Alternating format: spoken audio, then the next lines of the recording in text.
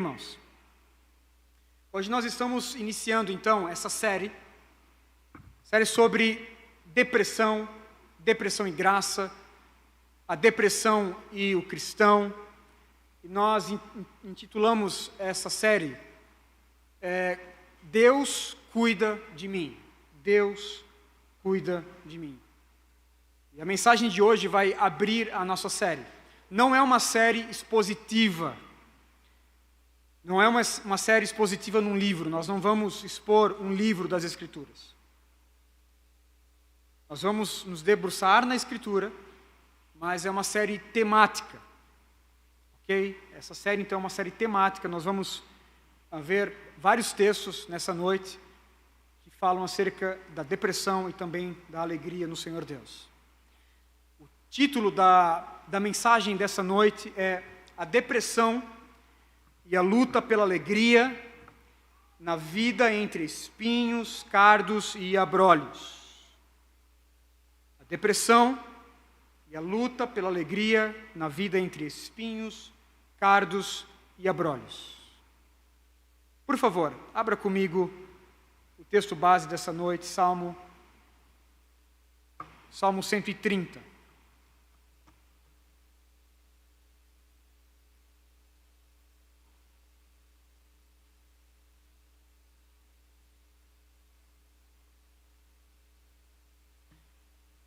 Salmo de número 130, 8 versos somente.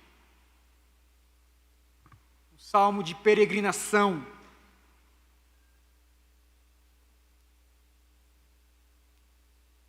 É o salmo das profundezas. Salmo das profundezas. Salmo 130, diz assim a palavra do Senhor: Das profundezas clamo a ti, Senhor. Ouve, Senhor, a minha voz. Estejam atentos os teus ouvidos às minhas súplicas. Se tu, soberano Senhor, registrasses os pecados, quem escaparia? Mas contigo está o perdão, para que sejas temido. Espero no Senhor com todo o meu ser, e na sua palavra eu ponho a minha esperança. Eu espero pelo Senhor mais do que as sentinelas pela manhã. Sim, mais do que as sentinelas esperam pela manhã.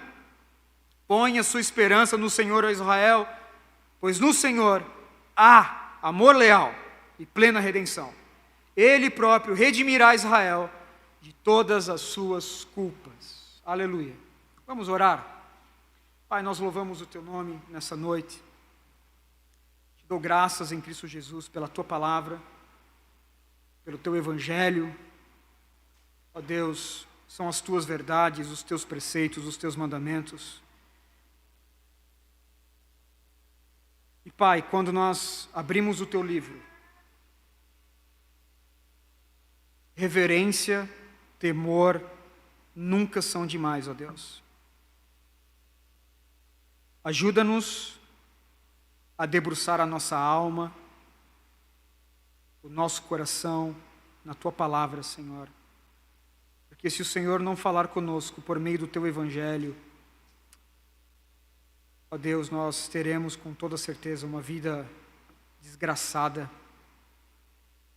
Queremos que o Senhor venha falar conosco por meio do teu evangelho, elucidar Cristo nos nossos corações, para sermos cheios do teu Espírito. Por favor, faz isso.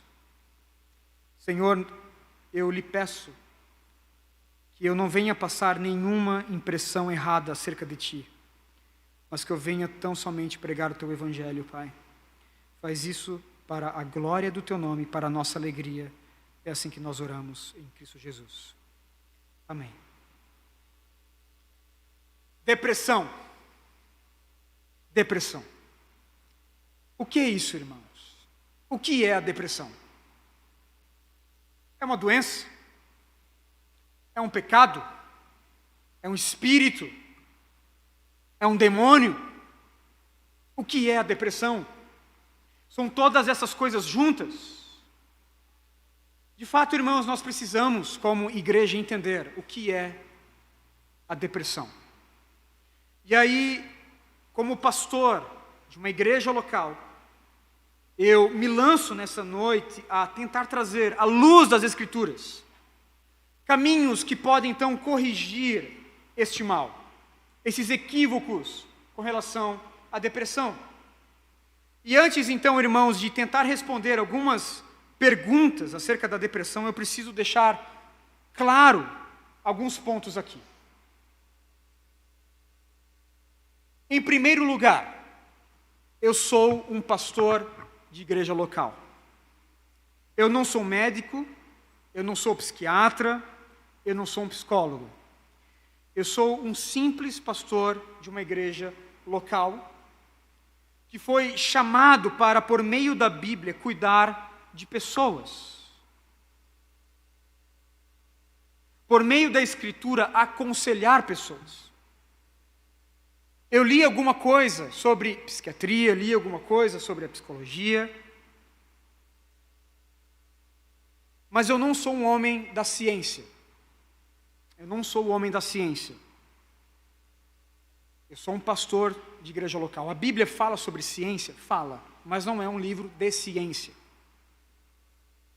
Portanto, irmãos, precisamos entender, em primeiro lugar, que a série de pregação, ela vai ser feita por um homem que é cativo às Escrituras. Eu sei que há muitas vozes por aí, da psiquiatria, da psicologia. Contudo, eu vou abraçar o que a ciência diz quando ela colabora com aquilo que a Escritura diz. Portanto, eu não sou um médico, eu não sou um psiquiatra, eu não sou um psicólogo. Eu sou um simples pastor de igreja local que foi chamado para aconselhar pessoas. Em segundo lugar, pelo fato de eu não ser médico ou psiquiatra, eu não posso indicar para você remédios, medicamentos. Eu não posso indicar e eu não posso encorajar você a parar com o uso do medicamento. Quem pode fazer isso são especialistas. Eu não sou um especialista. Então, é preciso deixar esse ponto claro. Eu não encorajo o uso do medicamento e eu também não vou encorajar a você parar com o uso do medicamento, porque isso você precisa ver com o seu médico. Em terceiro lugar, particularmente, eu sou cético, irmãos, e desconfiado quanto à psiquiatria. Isso é algo pessoal, particular da minha pessoa. Principalmente pelos fundamentos antibíblicos que os pais da psiquiatria exerceram, bem como os caminhos que a psiquiatria caminhou no século XX. Eu creio que as teorias da psicoterapia têm passado dos limites com relação ao que ela tem postulado como cuidado da alma. A começar que os seus fundamentos desconsideram a veracidade das Escrituras.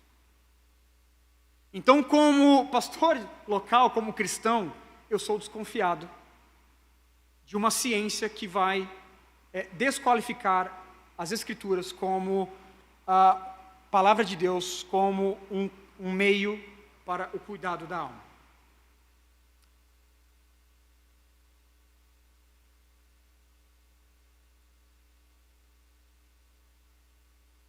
Portanto, irmãos, eu creio que os cristãos têm a total liberdade de olhar de uma forma desconfiada para essas teorias que tentam rejeitar as Escrituras, a autoridade da Bíblia em matéria da alma humana.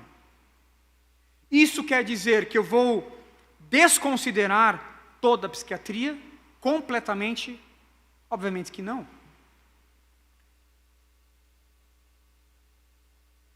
Contudo, isso quer dizer que, por conta dos seus fundamentos, dos fundamentos dos pais da psiquiatria, pelos caminhos que ela tomou no século XX, eu particularmente a enxergo com olhares de desconfiança. Em quarto lugar, uma das razões de realizar essa série de mensagens foi constatar, irmãos, que um grande número de membros da Vida da Graça foram diagnosticados com depressão e estão fazendo uso de medicamentos. E grande parte desse grupo de pessoas não procuraram aconselhamento bíblico para isso. Talvez eu sei que pessoas aqui, a maioria de nós, vieram de um outro contexto, onde igrejas, né, outras igrejas, igrejas antigas, não tinham cuidado do aconselhamento pastoral. Então, a pessoa se deprimiu, a pessoa se entristeceu, não procurou aconselhamento bíblico pastoral para aquilo, foi direto então para a clínica, para a sala de um psicólogo, para uma clínica psiquiatra, e aí está fazendo uso de remédios. Isso me assustou um pouco. Algumas pessoas me procuraram para o aconselhamento bíblico, mas outras não. E aí há um erro, há um equívoco que está por trás disso. Eu creio que essa questão da tricotomia ajuda, por vezes, a pessoa a entender que quem cuida da alma é o psiquiatra. Há um equívoco teológico, né, que o homem ele é constituído de corpo, alma e espírito. O médico é um especialista do corpo, o pastor é um especialista do espírito, e a alma, as emoções, quem cuida é o psiquiatra. Então, eu vou correndo para o psiquiatra. E isso me assustou um pouco, ao perceber que um grande número de pessoas não me procuraram, e não procuraram os presbíteros da nossa comunidade para um aconselhamento pastoral com relação a isso. Em quinto lugar, irmãos, eu reconheço que a depressão ela pode ter inúmeras causas, entre essas causas relacionadas a disfunções químicas e orgânicas. Eu reconheço isso. São essas causas de disfunções químicas, de disfunções orgânicas, cuja causa é orgânica, cuja causa é física, que devem ser então trabalhadas em conjunto com o especialista. Contudo, eu creio que as demais causas, como traumas e transtornos emocionais, não tendo origem num problema orgânico, deve ser trabalhado à luz da santificação e da busca da alegria em Deus. Os irmãos entenderam? A depressão ela pode ter algumas causas orgânicas, algumas disfunções químicas, por vezes até inflamações cerebrais. Quando a depressão ela é diagnosticada tendo como causa essas disfunções orgânicas, um especialista ele deve cuidar de você. Agora, traumas, desequilíbrios emocionais precisam ser tratados à luz da Escritura com a santificação. Amém, irmãos? Um dos frutos do Espírito se chama alegria. Alegria. Precisamos buscar alegria em Deus, é o que nós vamos ver hoje. Em sexto lugar, eu creio que crentes, homens, mulheres de Deus, podem passar por depressão. E quando nós olhamos para a Escritura, nós podemos ver homens de piedade, de espiritualidade profunda, verdadeiros profetas passando por momentos de declínio emocional. Então, ninguém está imune à depressão, inclusive eu. Quando olhamos para a história da igreja, em todas as épocas, nós podemos ver crentes sofrendo com este mal. Por vezes, a depressão tendo causa como uma causa orgânica, por vezes, simplesmente um desequilíbrio emocional. Portanto, a depressão é um sofrimento que não vê imunidade em ninguém. E todos podem passar por este sofrimento. Em sétimo e último lugar, eu creio que como cristãos, como homens e mulheres, como homens peregrinos nessa terra, nós devemos ter uma combinação de compreensão do Evangelho, sabedoria bíblica, empatia e disposição para sofrer com aqueles que sofrem. Nós queremos nos lançar para cuidar da nossa alma e cuidar de outros, precisamos ter uma combinação entre compreensão bíblica, sabedoria bíblica, uma empatia e a disposição de sofrer com aqueles que sofrem. Quando isso é feito, Deus é glorificado, irmãos. Amém? Quando isso é feito, Deus é glorificado. O que é depressão? Vamos lá? O que é depressão? A depressão, antigamente chamada de melancolia, é um sofrimento profundo É um declínio total da alma, das emoções. A pessoa deprimida, ela é tomada por uma desesperança crônica e passa a enxergar a vida, então, pelas lentes escuras do pessimismo. Ela não consegue ver uma luz no fim do túnel, nem janelas para o escape.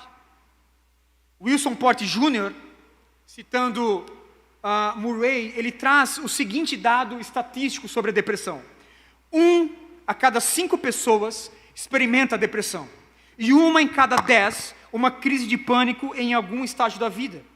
Há uma estimativa de que 121 milhões de pessoas em todo o mundo sofrem de depressão e de que 5,8 dos homens e 9,5 das mulheres experimentarão um episódio depressivo em algum ano.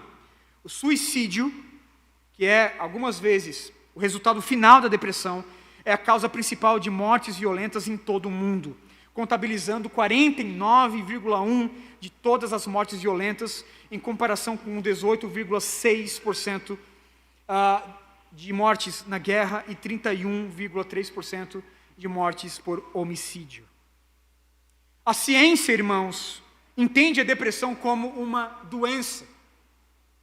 E, portanto, a ciência colocou a depressão dentro do seu manual de diagnóstico, chamado Manual de Diagnóstico Estatístico de Transtornos Mentais, o DSM, que está na sua 4ª edição.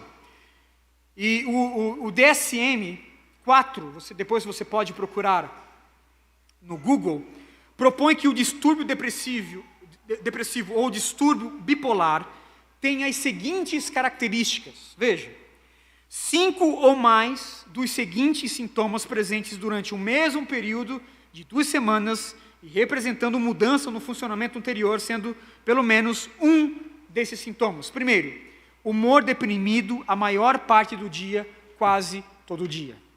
Segundo, interesse ou prazer marcadamente diminuído de todas ou quase todas as atividades, quase o dia inteiro, todos os dias.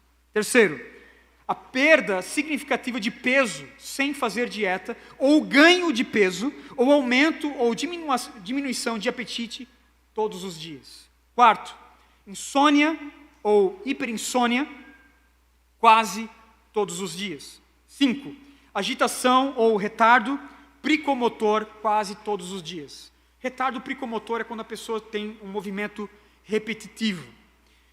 Sexto, fadiga ou perda de energia quase todos os dias. Sétimo, sentimento de desvalor ou culpa excessiva, não apropriada, quase todos os dias. Oitavo, capacidade de pensamento ou concentração diminuídos, ou indecisão quase todos os dias.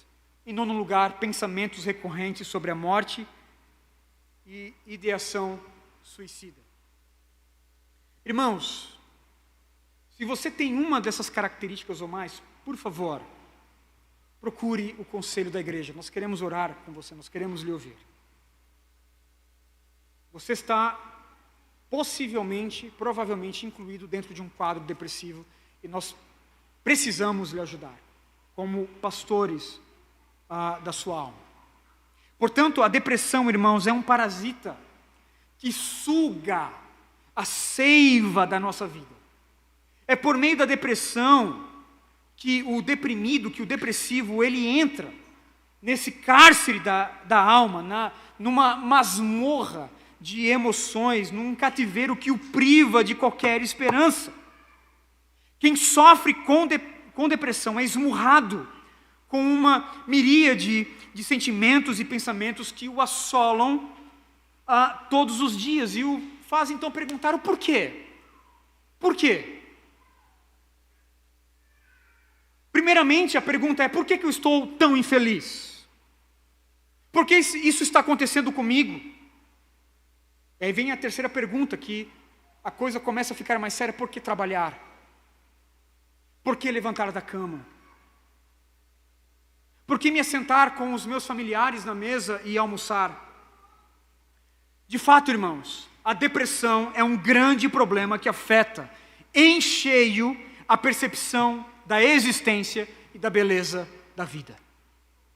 João da Cruz, ele descreveu a depressão como a tenebrosa noite da alma. Outros a chamaram de um verdadeiro inferno, um vazio, uma falta de sentido e percepção das coisas. Winston Churchill, o primeiro-ministro inglês, que foi tão prominente, na Segunda Guerra Mundial, disse que a depressão era o grande cachorro negro que o acompanhava todos os dias. Outros a chamaram de uma tristeza maligna, e a outros a descreveram como uma dor, mas como uma dor sem sentido, sem propósito. Charles Haddon Spurgeon, o príncipe dos pregadores, dizia, no seu quadro depressivo que ele sofreu durante anos, Spurgeon dizia que ele poderia chorar durante horas sem ao menos saber o porquê estava chorando. É um quadro de depressão. Abraham Lincoln passava por momentos de tamanha tristeza que achava que o seu corpo não resistiria. Ele disse certa vez: sou agora o mais miserável dos homens. Se aquilo que sinto fosse distribuído igualmente a toda a família humana, não haveria um só rosto alegre sobre a terra. Não sei dizer se algum tempo estarei melhor, pressinto de uma forma tenebrosa que não. Permanecer como estou é impossível. Parece-me que terei de morrer, ou então terei que melhorar. A pergunta que eu faço é: o que causou esse sentimento nesses homens? A depressão, irmãos. Ela atinge todas as faixas etárias, todas as classes sociais e todos os segmentos religiosos. É uma condição de tristeza que, quando não tratada, pode desencadear outros problemas sérios, devastadores na vida humana. E aí, por vezes, eu converso com pessoas que estão nesse quadro de depressão, só para você entender.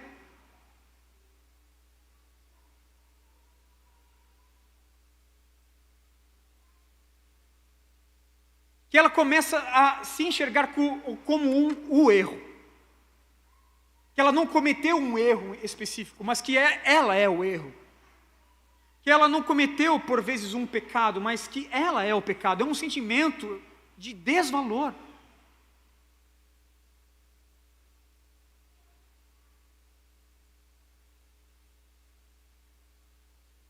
Conversando com algumas pessoas, irmãos, sinto que, por vezes, o depressivo, ele tem 3 companheiros: a culpa, a vergonha e o desvalor.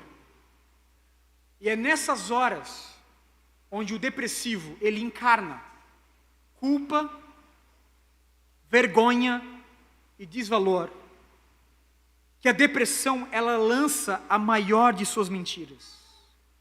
O depressivo começa a dizer: Deus virou as costas para mim.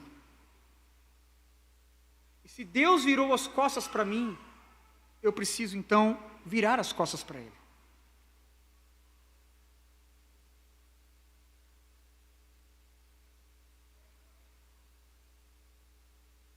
E a fim então de amenizar esse sentimento, alguns vão correr para livros de autoajuda, os mais vendidos hoje, por muitos anos já. Sempre estão lá no topo dos best-sellers, dos mais vendidos, livros de autoajuda. E a pergunta é: será que esses livros de autoajuda têm poder para atacar a raiz do problema? Ou somente os sintomas? Veja que, ao passo que esses livros sempre estão no topo dos mais vendidos, cresce também, por um outro lado, a indústria farmacêutica. A venda de remédios, irmãos, remédios pesados, como clonazepam, fluoxetina, diazepam, alguns que conhecemos pelo nome Êxodos, Rivotril e tantos outros.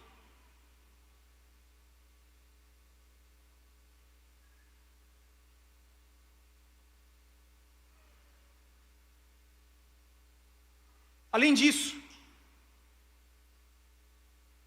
a depressão também é uma condição emocional que ela é cercada de mistérios.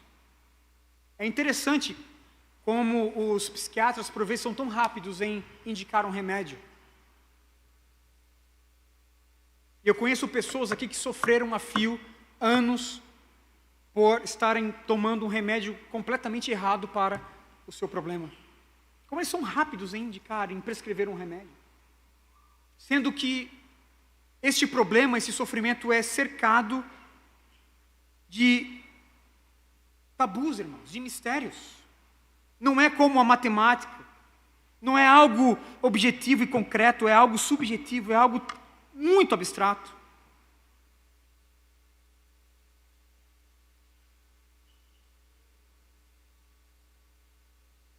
É nessas horas, então, irmãos, que nós precisamos entender que a depressão, ela é dolorosa.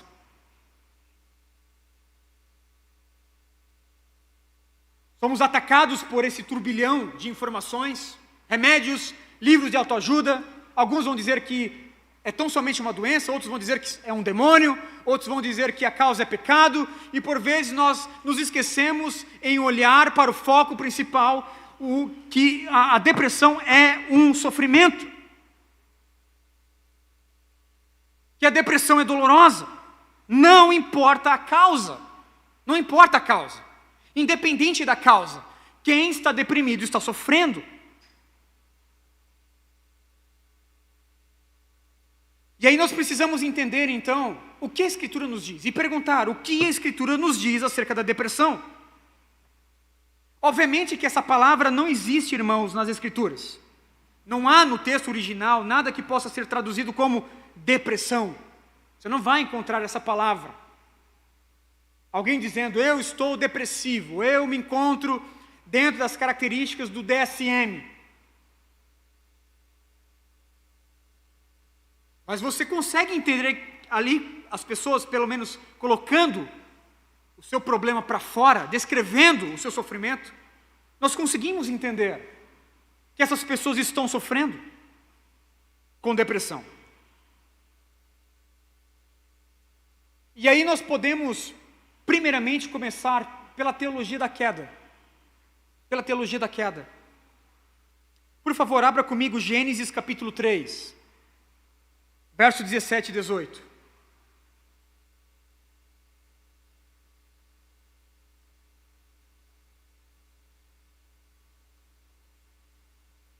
Veja aqui a causa primeira de todas as mazelas, de todo o sofrimento humano. Gênesis capítulo 3, verso 17 e 18. Na revista, na Almeida Revista e Atualizada, diz assim: visto que atendeste a voz da tua mulher e comeste da árvore que eu te ordenara que não comesses, maldita é a terra por tua causa. Fadigas obterás dela o sustento durante os dias da tua vida, e ela produzirá também cardos e abrolhos, e tu comerás a erva do campo. Veja que há uma maldição aqui na existência. Em outras palavras, Deus está dizendo, nem tudo vai ser flores. Vai ter espinhos, vai ter cardos, vai ter abrolhos.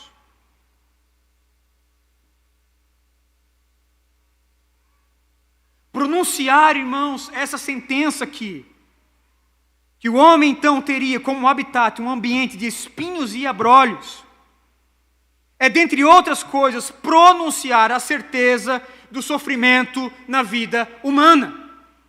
Todos os homens vão sofrer, todos eles. Alguns vão sofrer com depressão, outros vão sofrer com outras doenças crônicas. Alguns vão sofrer no seio familiar.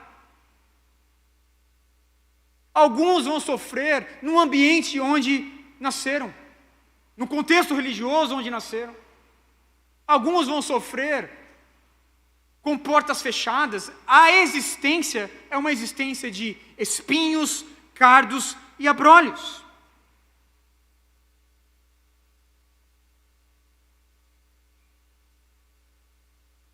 É um pronunciamento que simboliza as crises nas quais os homens estão envolvidos. São os espinhos que, uma vez sentidos, incomodam a vida. São os espinhos biológicos. São as anomalias, as doenças congênitas, as crises existenciais, as dores, os dissabores, as mazelas que podem existir na alma humana. Eis aqui a causa primeira. A terra está debaixo de maldição. O homem vive num ambiente que está sob maldição.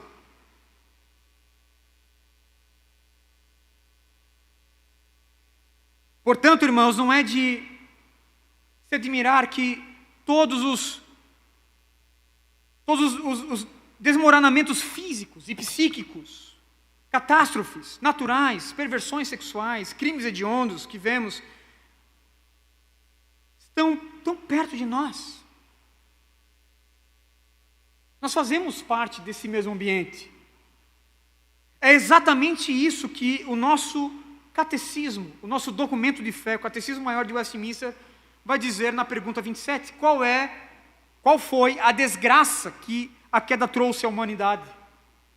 Resposta: a queda trouxe à humanidade a perda da comunhão com Deus, sua reprovação e maldição. Por isso é que somos, por natureza, filhos da ira, escravos de Satanás e dignos de toda sorte de castigos neste mundo e no que há de vir.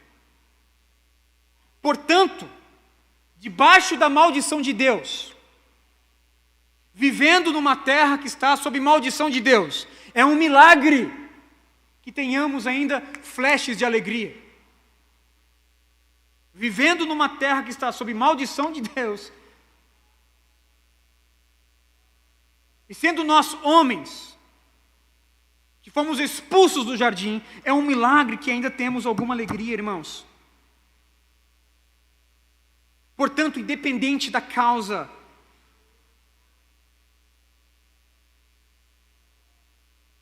a depressão tem como causa primeira a queda do homem. Deus pronunciando que o homem vai ter que morar entre espinhos, cardos e abrolhos. Nós podemos ver isso na Escritura com toda certeza. Podemos ver homens de Deus, transitando nessa terra de cardos, espinhos e abrolhos? Sim. Veja o Salmo 32, por exemplo. Davi como um depressivo, com uma tristeza profunda na sua alma. Neste caso em específico, do Salmo 32, a depressão de Davi, neste Salmo 32, tem como origem o pecado. Davi ele não conseguia viver então a plenitude da vida por conta da culpa do pecado sobre o seu corpo. Ele vai dizer: enquanto eu mantinha escondidos os meus pecados, o meu corpo definhava de tanto gemer, pois dia e noite a tua mão pesava sobre mim, e as minhas forças foram se esgotando como em tempo de terra seca. Então veja o quadro que ele descreve aqui, a sua tristeza. A mão de Deus pesando sobre ele, o seu corpo definhando, as suas forças se esgotando como em tempo de seca. Este é o quadro parecido do Salmo 42. O salmista está perguntando a si mesmo: por que está abatida assim a minha alma? Por que você está tão triste? Você pode ver, por exemplo, em 2 Coríntios capítulo 2, verso 7. Um irmão ali da comunidade de Corinto foi disciplinado por conta do seu pecado. E aí ele precisava ser restaurado então na igreja. E aí Paulo vai dizer: restaure esse irmão para que ele não caia em tristeza excessiva. Paulo vai dizer, excessiva. Era um irmão que estava arrependido, desejava voltar para o seio da igreja, e Paulo está dizendo: cuide dessa pessoa, cuide desse irmão, porque ele pode cair numa tristeza excessiva, ou seja, uma tristeza que vai além daquela tristeza que é resultante do seu pecado.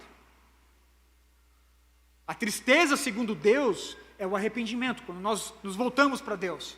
É uma tristeza que nos faz correr para Deus.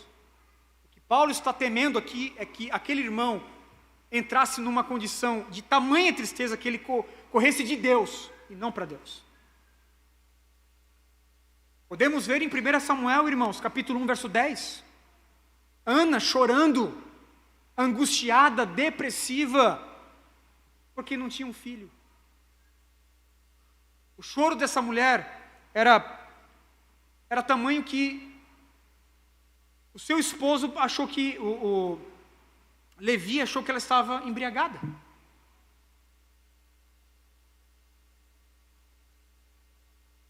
Uma mulher depressiva.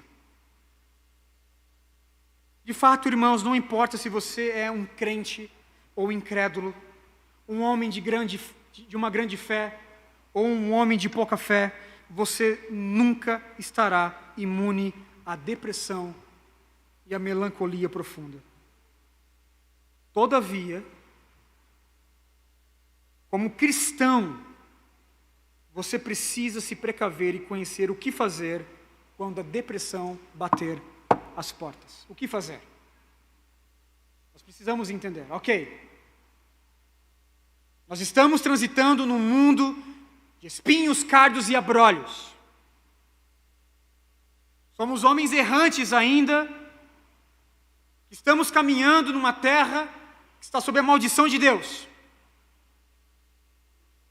Precisamos, portanto, irmãos, nos precaver, entender o que fazer quando a depressão bater a porta da nossa alma, da nossa existência.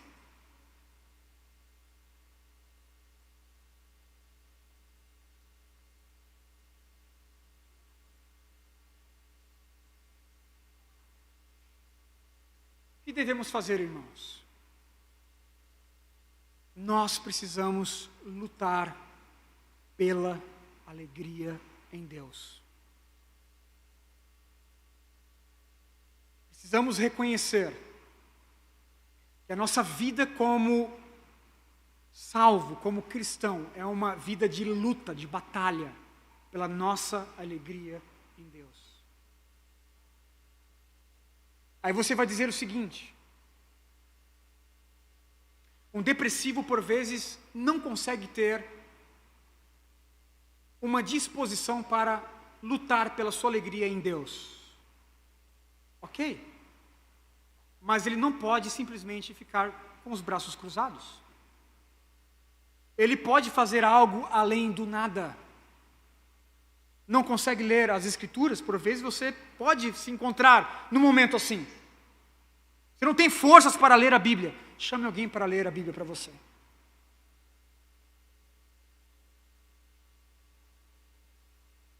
Como bem escreveu Edward Welsh no livro Depressão, para obter alegria é necessário que estejamos dispostos a procurar por ela. Temos de estar dispostos a dar-lhes as boas-vindas, em vez de sentir que estaríamos traindo a nossa depressão se a buscarmos. De fato, isso é verdadeiro. A busca da alegria é uma traição à depressão.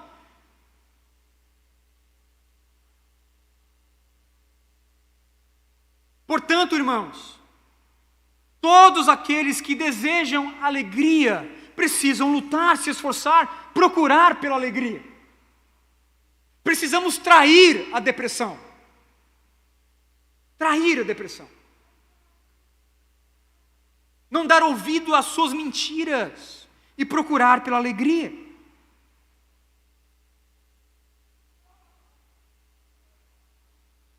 John Piper comenta essa busca pela alegria dizendo que será que essas duas coisas podem andar juntas?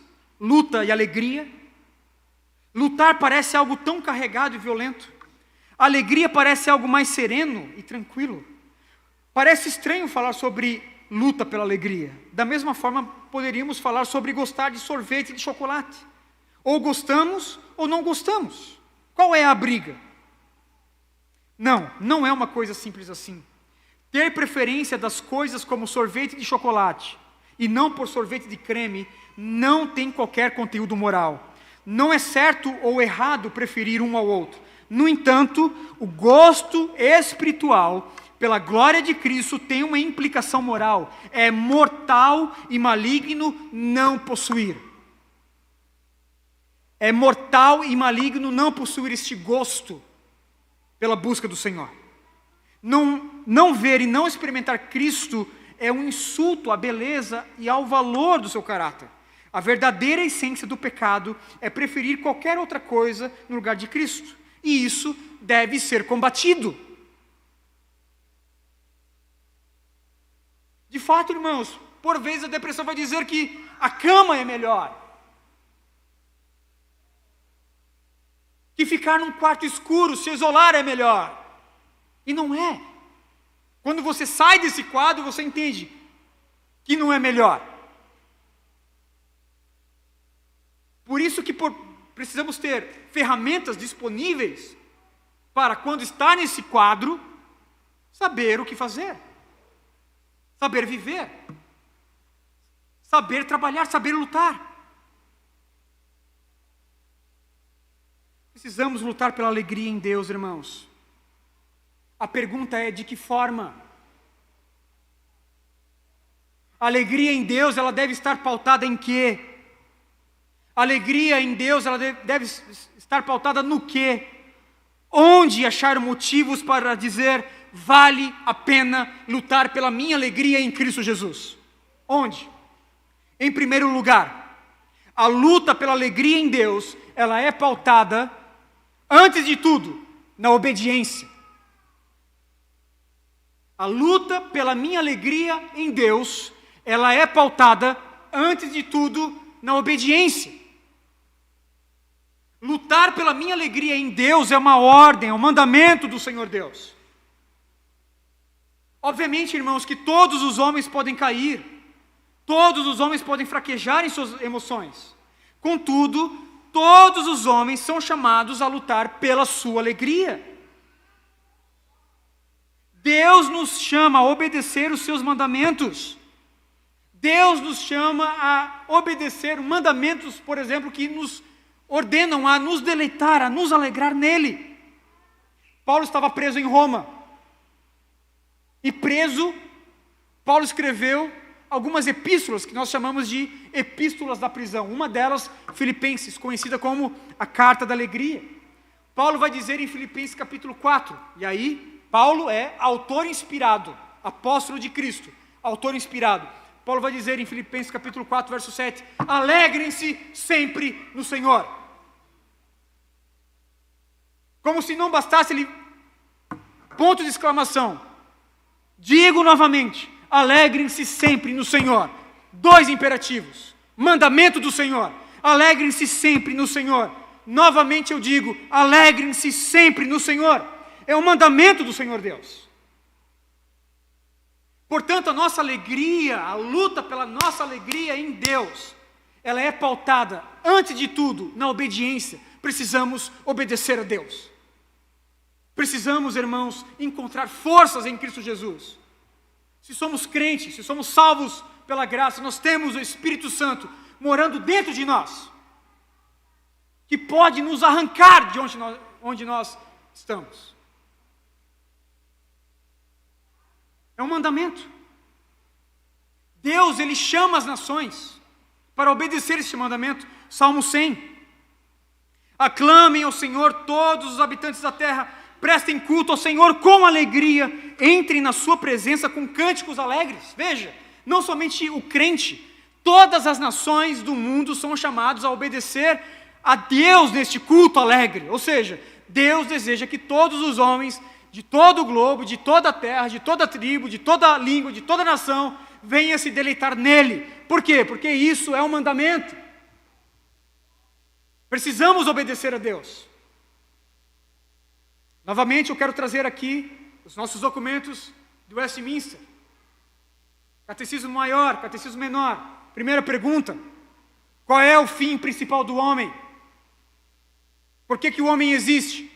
Em primeiro lugar, para glorificar a Deus. Para glorificar a Deus. Em segundo lugar, para ter prazer em Deus. Para gozá-lo para sempre. Ou seja, para ter alegria em Deus. A luta pela alegria em Deus antes de tudo, ela é pautada na obediência. Eu luto pela minha alegria, porque eu desejo obedecer a Deus, que me chama a me deleitar nele. Em segundo lugar, irmãos, a luta pela alegria em Deus, ela também é pautada na esperança. Na esperança.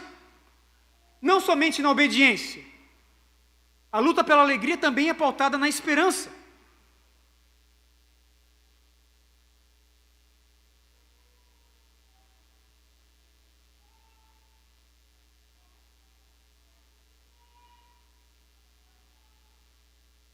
O crente, ele pode chorar. O crente, ele pode desanimar. O crente, ele pode sofrer. Mas ele não pode perder a sua esperança. Por quê? A esperança no cristão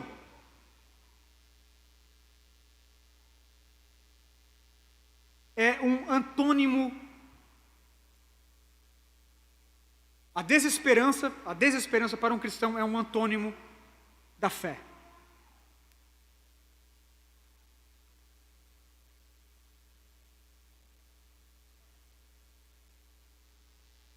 Não ter esperança em Deus, não ter esperança que este quadro vai mudar, é dar lugar para a incredulidade. Você entende isso? Não ter esperança, ser uma pessoa sem esperança, é se jogar para a incredulidade.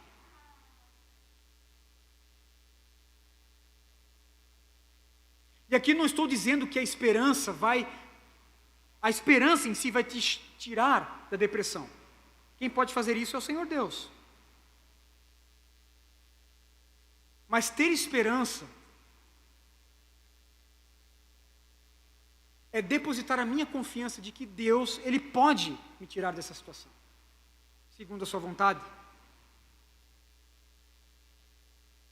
Salmo 30, verso 5. Você tem ali esperança. O choro pode durar uma noite, mas a alegria vem pela manhã. O que é isso? Esperança. Eu estou chorando agora, mas Deus é poderoso o suficiente para trazer alegria pela manhã. Se eu não tenho, irmãos, essa convicção da esperança, se a esperança está ausente, a incredulidade está presente.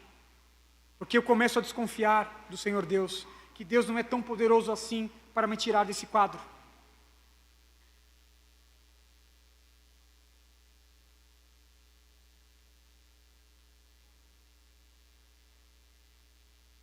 A gente leu o Salmo 130.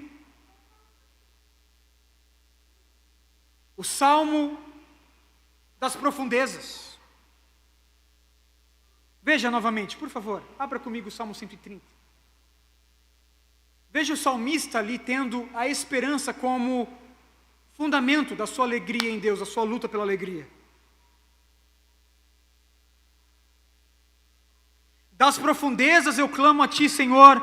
Ouve, Senhor, a minha voz. Estejam atentos os Teus ouvidos às minhas súplicas. Se Tu, soberano Senhor, registraste os pecados, quem escaparia? Mas contigo está o perdão para que sejas temido. Veja, espero no Senhor com todo o meu ser, e na sua palavra eu ponho a minha esperança. Eu espero pelo Senhor mais do que sentinelas pela manhã. Sim, mais do que sentinelas esperam pela manhã. Põe a tua esperança no Senhor, ó Israel. Porque ele está conclamando aqui Israel para colocar a esperança no Senhor. Porque a ausência de esperança é incredulidade, irmãos. Se não tiver esperança, você não tem uma base firme, sólida, para lutar pela sua alegria em Deus.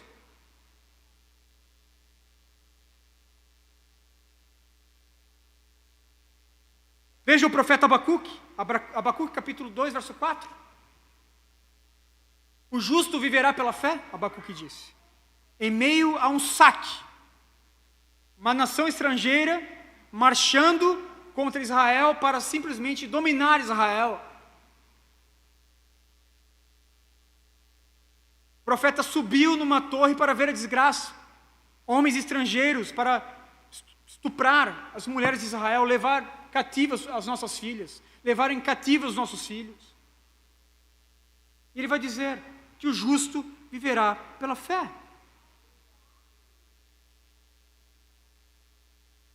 Paulo se apropriou disso em Romanos capítulo 1, verso 17. Irmãos, o que é o justo viverá pela fé, se não depositar a minha confiança, a minha esperança em Deus? E como é que ele termina a carta? No capítulo 3, verso 17 e verso 18. Mesmo não florescendo a figueira, não havendo uvas na videira, mesmo falhando a safra de azeitonas, não havendo produção de alimento nas lavouras, nem ovelhas no curral, nem bois nos estábulos, ainda assim eu exultarei no Senhor e me alegrarei no Deus da minha salvação. O que é isso? Esperança. Esperança. A luta pela alegria tem como fundamento a esperança. Sem esperança, não há forças para lutar pela alegria em Deus. Em terceiro lugar, a luta pela alegria em Deus, ela é pautada no reconhecimento que ela é elemento do reino de Deus. Precisamos entender isso. Que a luta pela alegria, ela é pautada no reconhecimento que a alegria é um elemento do reino de Deus. Todos nós que nascemos, irmãos, do Espírito, todos nós que nascemos de novo, João capítulo 3, verso 5, nascemos da água e do Espírito, fomos salvos, fomos justificados, fomos eleitos, fomos chamados, fomos regenerados, fomos convertidos, justificados, estamos sendo santificados, um dia seremos glorificados. Nós fomos transportados do império das trevas para o reino da luz. Colossenses capítulo 1, verso 13. Nós somos transportados, nós estamos inseridos num reino que tem como elemento, que é constituído de justiça, paz e alegria. Romanos capítulo 14, verso 17. Pois o reino de Deus não é comida nem bebida, mas justiça, paz e alegria. Veja, o que constitui o reino de Deus? Justiça, paz e alegria. Isso quer dizer que, pelo fato do reino ser paz, o cristão não vai ter momentos de sofrimento, de guerra? Vai ter. Pelo fato do reino ter como elemento a justiça, o crente não pode ser injustiçado? Sim, ele pode ser injustiçado. Então, isso quer dizer que, pelo fato do reino de Deus ter como elemento a alegria, o crente também pode passar por depressão. Contudo, ele precisa reconhecer que onde ele está inserido, no reino que ele faz parte agora, nesse momento, tem como elemento a alegria. O reino de Deus é alegria. Por isso Jesus chamou seus discípulos em João capítulo 14, não se perturbe o coração de vocês, creia em Deus e também em mim. O que é isso? O que é isso? Se não uma chamada para dizer, não se perturbe o coração de vocês, vocês foram transferidos para um reino que tem como elemento, como constituição a alegria. Não se perturbe o coração de vocês, creem em Deus e creem também em mim.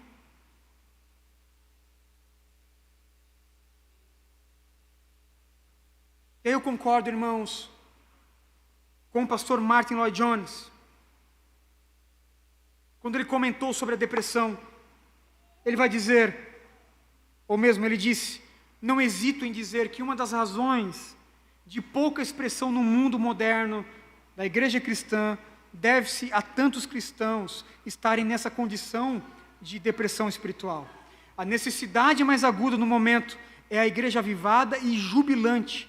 Cristãos infelizes são, no mínimo, uma fraca recomendação da fé cristã. Nós não queremos ser isso, amém? Nós não queremos ser uma fraca recomendação da fé cristã, porque isso não faz parte desse reino, irmãos. Por isso nós precisamos lutar. Por isso nós precisamos lutar pela nossa alegria em Deus, primeiro, porque precisamos obedecer a Deus. Segundo, porque isso é o fundamento da nossa fé, é a esperança. Precisamos ter esperança.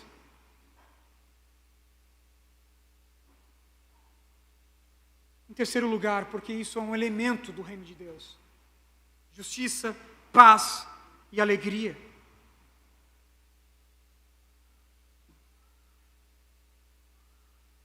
E eu quero trazer uma aplicação para nós aqui. Eu trouxe algumas ao longo do sermão.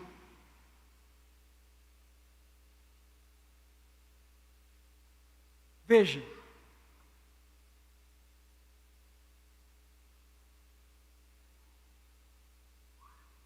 Quem sofre, sofre porque perdeu alguma coisa. Quem sofre, sofre porque perdeu alguma coisa. Pessoas sofrem porque perderam a saúde, algumas perderam o casamento, algumas pessoas perderam o filho e por isso sofrem.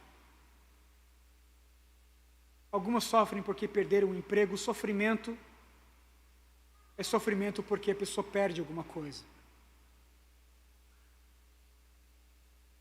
Quem é depressivo sofre porque perdeu a alegria. Não é verdade? Se você está num quadro de depressão, nós precisamos reconhecer isso. Você perdeu a alegria. E é por isso que você sofre. Mas deixa eu te falar, deixa eu te dizer algo aqui em nome de Jesus. Você pode ter perdido a alegria. Mas se você foi salvo por Cristo Jesus, há algo que você não perde.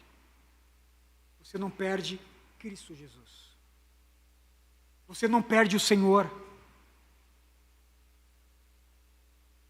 Você pode perder tudo nessa vida. Pode perder casamento, pode perder o filho, pode perder o emprego, pode perder a alegria. Você não pode somente perder Deus se você foi salvo e remido pelo sangue de Cristo Jesus. E Deus é seu companheiro, Deus conhece o seu sofrimento. Deus sabe, Deus se compadece.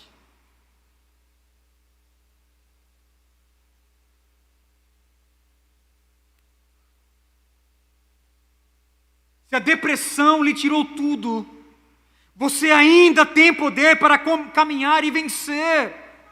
Por quê? Porque você tem Cristo. E Cristo lhe basta. Cristo lhe basta. Cristo é tudo o que você precisa. Cristo é tudo o que você precisa. Quer achar forças para lutar pela sua alegria em Deus? Encontre Cristo. Se apegue a Cristo. Abrace a Cristo, abrace o livro de Cristo, ame a Cristo, adore a Cristo. Cristo é tudo o que você tem. E Cristo basta, e Cristo é suficiente. Amém, irmãos? Você pode ter perdido tudo, mas se você tiver Cristo, você não perdeu nada.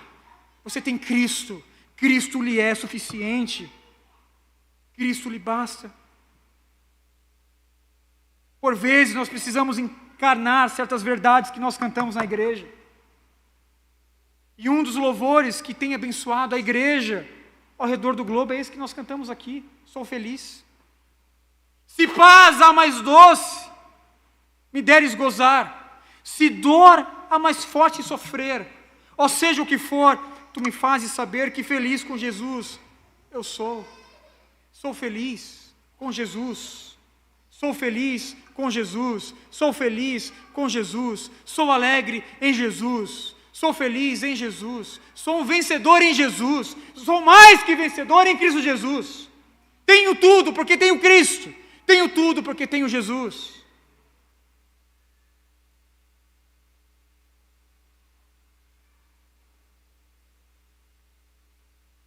Você é feliz com Jesus? Você é feliz com o Senhor?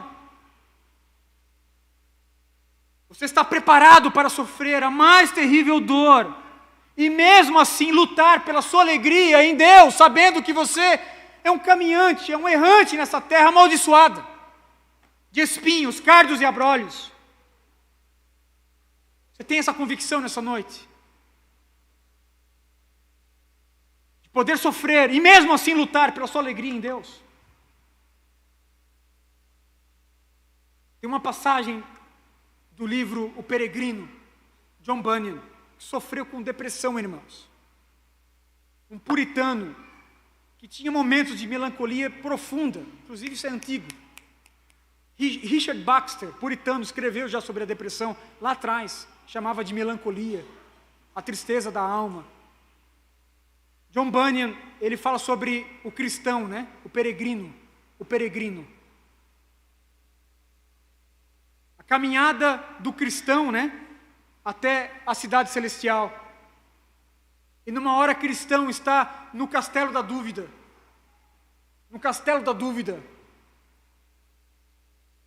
Na masmorra da culpa. E cristão está ali, e aí ele se lembra: eu tenho uma chave no bolso do meu peito, chamada esperança.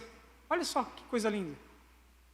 E com essa chave chamada esperança, eu posso abrir o portão do castelo da dúvida. O que ele quer dizer, irmãos? Onde é que nós guardamos a palavra do Senhor? Na memorização das Escrituras. Concordo com John Piper, quando Bunyan estava falando sobre isso, sobre a esperança do cristão, nessa chave guardada no bolso do peito. Ele estava dizendo: o cristão, ele precisa memorizar a palavra de Cristo Jesus e guardá-la no peito, porque ela é a chave da esperança que abre as portas do castelo da dúvida. Precisamos lutar. Bunyan ilustrou muito bem: por vezes o cristão vai estar no castelo da dúvida, mas ele tem a chave da esperança guardada no bolso do seu peito. Amém, irmãos? Vamos cantar mais uma vez esse hino que nós cantamos aqui. Sou feliz com Cristo Jesus. Você pode passar por depressão. Algumas pessoas estão passando, eu conheço algumas delas aqui.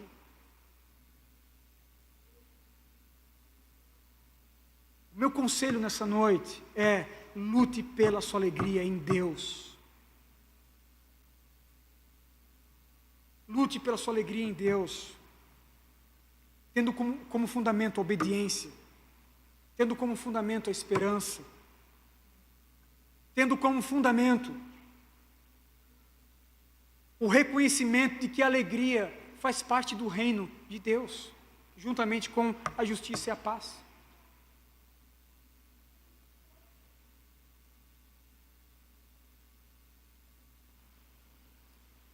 Amém? Vamos nos colocar de pé e vamos orar.